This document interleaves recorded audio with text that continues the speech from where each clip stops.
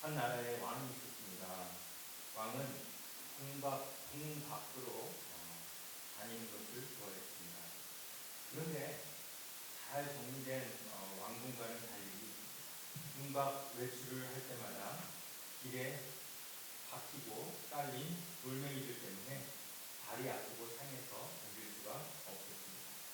그래서 하루는 신하들을 소집하여 이야기했습니다. 왕이 다니는 모든 길에는 소가죽을 깔도록 하라. 왕의 발을 다치지 않게 하기 위한 그러한 왕의 의견이었습니다. 이 소문은 삽시간에 전국으로 퍼졌고 백성들은 모두 다 웃었습니다. 왜냐하면 나라 안의 모든 소를 잡은들 길을 다 바꿀 수는 없었기 때문입니다. 어느 날 신하 한 명이 왕을 찾아왔습니다. 전하, 나라의 모든 길을 소가죽으로 덮는 것은 불가능합니다.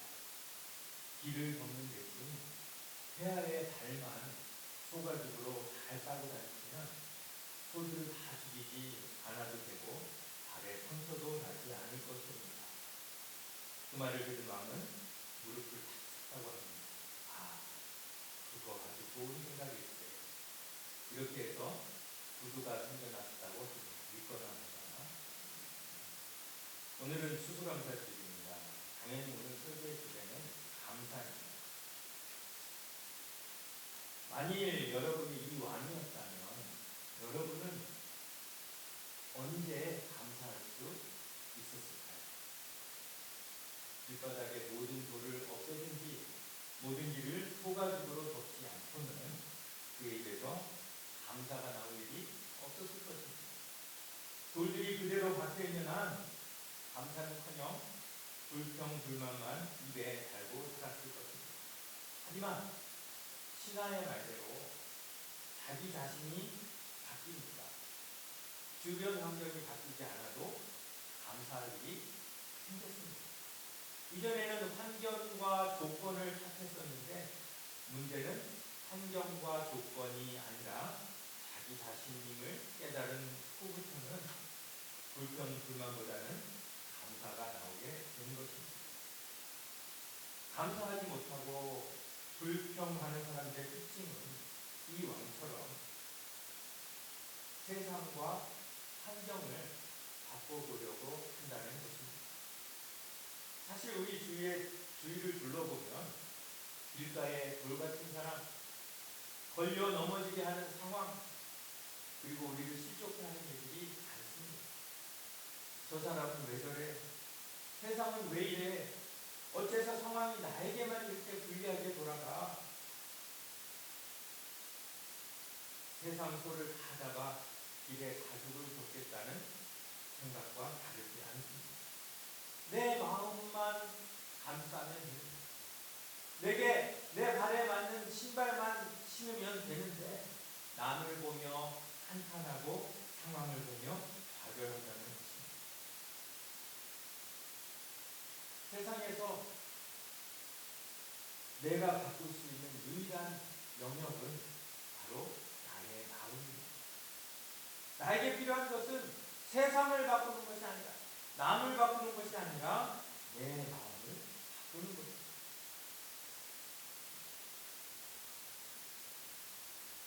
자기의 마음을 바꾼 사람, 즉 자기의 발을 잘 싸고 있는 사람은 어떤 돌, 어떤 어려움을 만나도 불평과 원망보다는 감사와 이해가 넘쳐나지만 자기 발을 부실하게 싼 사람은 어떤 상황에서도 불평과 불만이 터져나오게 된다는 것입니다.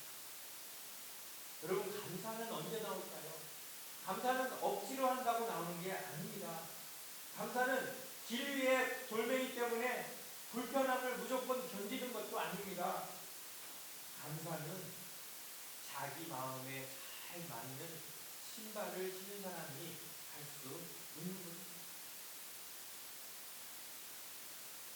지난주에 못 들으신 분도 계시지만 지난주 여러분들께 제가 말씀드렸죠. 지난 2, 3년 동안 제 마음은 너무나 힘들었습니다. 아직 결혼 적령기도 안 된 23살 아들이 12살 연상에 애가 둘 딸린 인도네시아 여자와 결혼하겠다고 했기 때문입니다. 게다가 이 여자와 아이들은 곧 불법 체류자가 되는 상황이라서 결혼이 시급한 상황이었지만 제 마음은 차라리 빨리 출국하면 좋겠다는 입장이었습니다. 그래야 제 아들이 그 여자로부터 벗어날 수 있었기 때문입니다. 하지만 상황은 제가 원하는 방향으로 흐르지 않았습니다. 아들은 끝내 부모의 동의 없이 법원에 가서 둘이 결혼하는 걸 선택했고, 그렇게 작년 말 그 세 식구는 영주권을 받을 수 있었습니다. 그때까지도 그 아이를 제 며느리라고 생각해 본 적은 한 번도 없습니다. 내 아들 앞길에 장애가 되는 존재로밖에 생각되지 않았기 때문입니다. 그 어느 누구에게도 아들의 이 결혼 사실을 알릴 수가 없었습니다. 그러다가 올해 아이가 생겼습니다. 아들은 기쁜 마음으로 그 소식을 전하려고 일부러 집에 찾아왔는데 아빠의 싸늘한 표정을 보고 임신 소식은 입 밖에도 꺼내지 못하고 돌아갔습니다. 그리고 몇 주 뒤에 다시 찾아와서 1시간 이상 무릎을 꿇고 자기가 잘못했다는 용서를 드렸습니다. 하지만 이건 용서를 하고 안 하고의 그런 차원이 아니었습니다. 용서를 하면 뭐가 달라지겠습니까?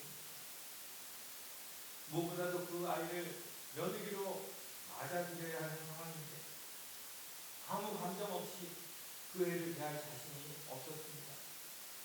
그래서 아들에게 난 아직 준비가 안 됐으니 좀 더 기다려달라고 말하자 아들은 지금까지도 충분히 기다렸는데 얼마나 더 기다려야 하느냐, 이러다가 10년, 20년을 기다리는 거 아니냐 라고 되물었습니다. 그래서 맞다, 그렇더라도 아빠는 그 애를 받아들이려고 애쓰는 중이니 혹시라도 그렇게 시간이 많이 걸리더라도 기다려달라고 했고, 아들은 매우 실망하며 돌아갔습니다. 그때까지도 아들의 결혼 소식을 제 입으로 여러분들에게 이야기할 날이 올 거라고 생각지 못했습니다. 차라리 아들 하나 없는 것 시자 이렇게 생각을 했습니다. 그런데 2년 동안, 무려 2년 동안 강팍했던 제 마음이 한 달여 전부터 녹기 시작했습니다. 어떤 계기였는지 모르겠지만 제 마음이 열렸고 2주 전에 처음으로 아들의 식구들을 보게 되었습니다. 처음에는 이런 아픔이, 이런 어려움이 다 아들 때문이라고 생각했습니다. 그 여자 원망도 많이 했습니다. 지금이라도 빨리 헤어지는 것이 상책이라고 생각했습니다.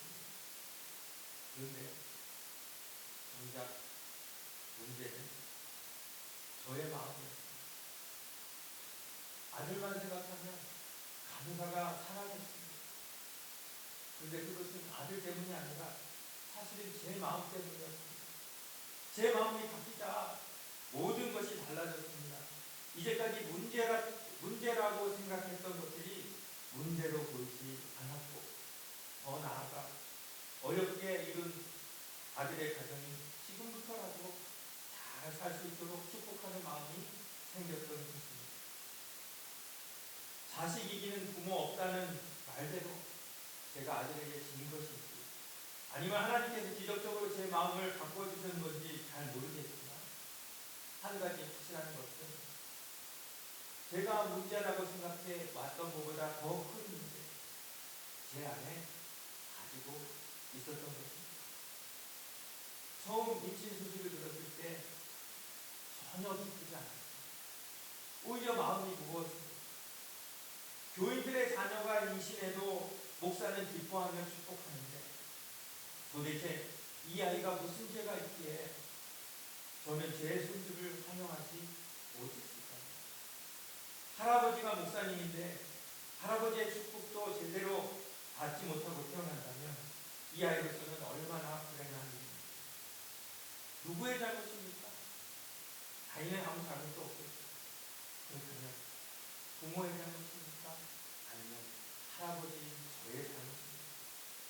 어제 아침 에빙턴 병원에서 아이가 태어났습니다. 저는 공식적으로 할아버지가 된 것이죠. 제 아이들을 3명이나 낳으면서도 그런 적이 한 번도 없었는데 어제 병원에 가서 손자를 안고 기도하는데 첫 마디에 목이 내렸습니다. 아이한테 미안했기 때문입니다. 이 아이의 존재를 기뻐하지 못하고 오히려 무겁게 받아들였던 것이 할아버지로서 절대 하지 말아야 했을 일이었기 때문입니다. 추수감사주의를 맞으며 지난 한 해 저에게 가장 감사한 일이 무엇이었을까요? 2년 동안이나 안타깝었던 제 마음, 하나님께서 녹이고 바꿔주신 그 일이 아닙니다. 마음을 바꾸고 나니 모든 것이 달라졌습니다. 문제였던 것이 감사가 되었습니다. 만일 지금까지 제가 마음을 바꾸지 못했다면 아직도 저와 아들 사이에는 긴장이 흘렀을 것입니다. 새로 태어난 아기도 며느리도 그 누구도 편치 못했을 것입니다. 그런데 상황은 다른데 제 마음 하나 바뀌었을 뿐인데 얼마나 많은 것이 바뀌었는지 결국 가장 큰 문제는 언제나 내 안에 있다는 것을 깨닫게 됩니다. 주변을 바꾸려고 하기보다는 나만 바꾸면 감사가 나오게 되었습니다. 여러분이 지난 한 해 동안 어떤 감사들이 있습니까? 감사의 문제는 결국 내 자신이 얼마나 바뀌었느냐의 문제입니다. 내가 바뀌기 전에는 감사보다 문제가 더 커 보이지만 내가 바뀌고 나면 문제는 사라지고 감사가 넘쳐나는 것이 있기 때문입니다. 오늘 설교 제목이 감사의 조건. 우리 다 같이 해볼까요? 감사의 조건은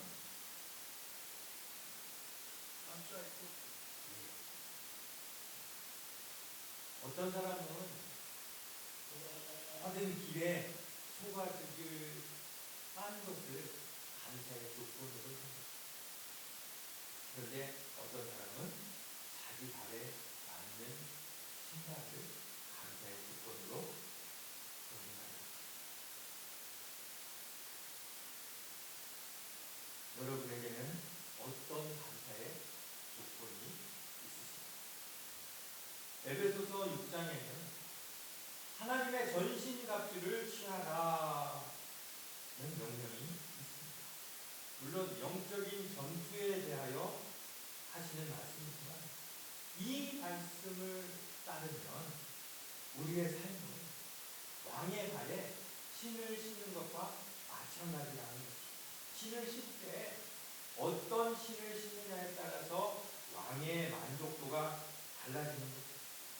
우리의 삶에도 어떤 완벽한 전신갑주를 입느냐에 따라서 우리 입에 감사와 찬송이 나옵니다.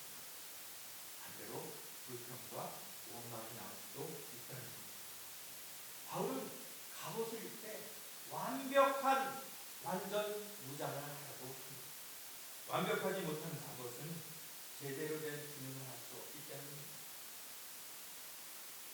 장인이 갑옷을 정성스럽게 잘 만들어서 온 몸을 잘 가렸는데 몸통을 잘 가렸는데 팔과 머리를 가리지 못한다. 그 갑옷은 쓸모가 없습니다. 아무리 예쁘게 장인이 만든 아름다운 장화라 해도 조그만 구멍이 하나 뚫린다면 그 장화의 가치는 없어져 버리기 때문입니다. 바울이 이야기하는 전신 어떠한 구멍도 어떠한 허점도 없는 완벽한 그러한 전신 각주를 우리에게 의미하고 있는 것입니다. 전신 각주를 입는다는 것은 우리가 감사를 하느냐 감사하지 못하느냐와도 매우 관계가 있습니다. 갑옷이 잘 준비된 사람은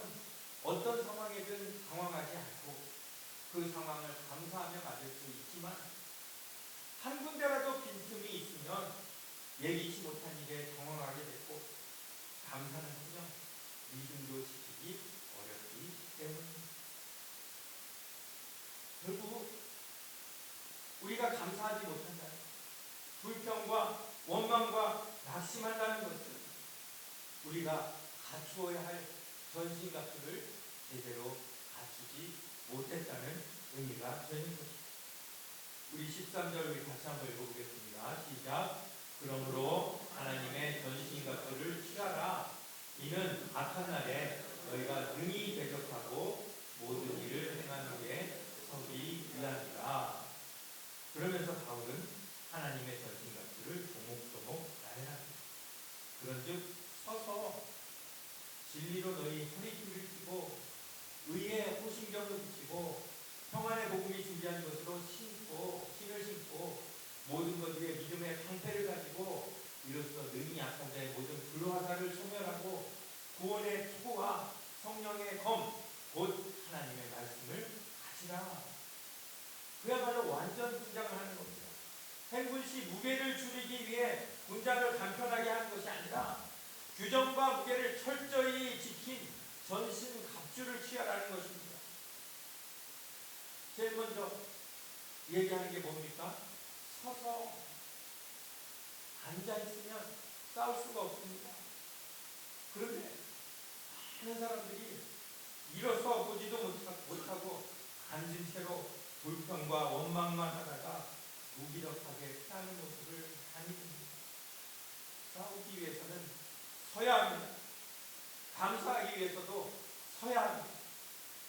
앉은 채로 감사할 조건이 하나도 없다고 불평하는 것은 맨발로 돌밭을 걸어가는 것과 마찬가지입니다. 두 번째로 바울은 무엇을 하라고 합니까? 진리로 너희 허리띠를 펴고. 옛날 옷은 통으로 되어 있기 때문에 허리띠가 없으면 활동을 할 수가 없습니다. 특별히 군인이라면 허리띠를 매야만 민첩하게 움직일 수 있었습니다. 다른 모든 갑옷을 완전하게 갖추었는데 허리띠를 매지 않는다면 다른 갑옷도 소용없습니다. 그런데 어떤 허리띠를 이야기합니까? 진리의 허리띠. 진리의 허리띠. 사가서 끊어지는 거짓의 허리띠가 아니라 영원히 변함없는 진리의 허리띠만이 우리를 자유케 합니다. 요한복음 8장 32절 말씀 같이 읽습니다. 진리를 알지니 진리가 너희를 자유롭게 하리라. 이 허리띠에 얼마나 적합한 그런 비유입니다. 진리로 허리띠를 멜 때 우리는 비로소 자유하게 되기 때문입니다. 세 번째로 바울은 또 어떤 전신갑주를 입으라고 합니까? 의의 호심경을 붙이라고 합니다. 호심경은 가슴을 보호하는 그러한 방어복입니다. 요즘으로 말하면 방탄복이 되겠습니다. 바울은 호심경을 붙이되 어떤 호심경을 이야기합니까? 의의 호심경. 사탄이 인간을 가장 치명적으로 공격하는 것은 인간의 죄입니다. 그 죄를 가지고 너는 불의해라고 정죄한다면 우리는 무한 공격을 당할 수밖에 없어요. 그런데 의의 호심경, 예수 그리스도께서 우리를 위하여 피 흘리시고 대신 의롭다 칭해 주신 그 의의 호심경을 붙인 사람들에게는 사탄이 정죄함으로 공격을 할 수가 없다는 것입니다. 우리가 잘 아는 말씀, 로마서 8장 1절과 2절 말씀 같이 읽습니다. 시작. 그러므로 이제 그리스도 예수 안에 있는 자에게는 결코 정죄함이 없나니 이는 그리스도 예수 안에 있는 생명의 성령의 법이 죄와 사망의 법에서 너를 구원하였습니다. 이 얼마나 귀하십니까? 의의 호심경, 의의 방탄복을 예수께서 우리에게 주신 것입니다. 그런데 그것을 입지도 않고 그냥 앉아있다가 사탄에게 당하면 뭐가 어때서, 성경이 어때서, 저 사람이 어때서,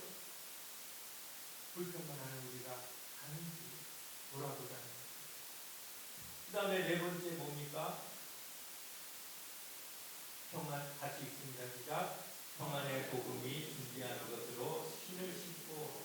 네, 다섯 번째, 모든 것 위에 믿음의 방패를 가지고 이로써 능히 악한 자의 모든 불화살을 청산하고. 믿음의 방패. 그 다음에 다섯 번째, 구원의 투구, 성령의 것, 곧 하나님의 말씀을. 시간 관계상 일일이 설명하지 않겠습니다. 바울이 왜 이렇게 자세하게 이야기하고 있습니까? 완벽하게 전신갑주를 취하지 않고 우리는 사탄의 공격에 쓰러질 수밖에 없기 때문입니다. 여기서 질문 하나 드립니다. 그러면 이 전신갑주는 내가 바꿀 수 없는 영역입니까? 아니면 바꿀 수 있는 영역입니까? 있는 영역입니다. 그렇기 때문에 이 전신갑주가 중요한 겁니다. 내가 바꿀 수 없는 것을 가지고 고민하며 우울할 필요가 없습니다. 내가 바꿀 수 있는 것에 집중하면 우리의 삶은 기쁨과 감사가 넘치게 될 것이지만, 내가 바꿀 수 있는 것은 그냥 내두고 바꿀 수 없는 것들에게만 신경을 쓰면 우리에게서는 감사가 사라지게 될 것이기 때문입니다. 문제는 어디에 있습니까? 아닙니다. 내가 하나님의 전신갑주로 무장하게 된다면 우리는 어떤 어려움을 만나도 감사할 수 있습니다. 감사하지 못하는 것은 영적으로 심한 병에 걸렸습니다. 아니면 전신갑주를 취하지 못했건지. 여러분의 삶을 한번 돌아보십시오. 저는 2년 동안 아들 때문에 감사하지 못했습니다.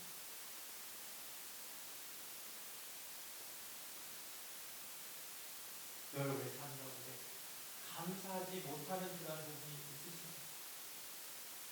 이것만은 좀 바뀌었으면 좋겠다, 이 사람만은 좀 없어졌으면 좋겠다라고 생각되는 부분이 있으십니까?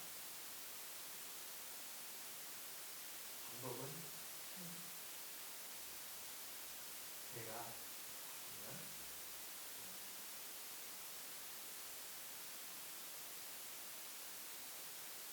하나님께서 전신갑주를 주셨음에도 불구하고 그것을 취하지 않고 무방비로 있는 사람은